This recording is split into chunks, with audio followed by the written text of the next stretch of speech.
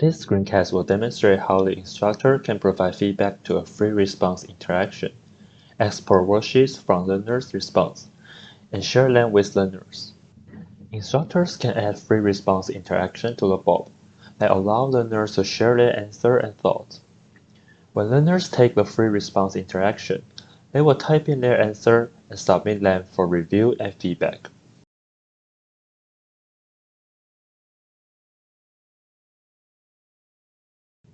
After learners complete the Bob, instructor can review and provide feedback on their response by visiting the monitor page. Click on the learner's response, and it will show the question and the learner's answer. Instructors can assign points to learner's answer and provide feedback in the input section below.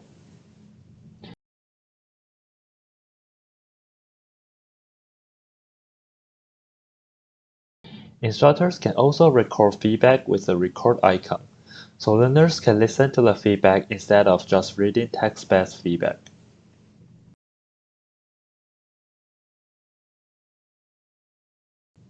To export the worksheet for an individual learner, click on the learner's name and select Export Learner's Attempt.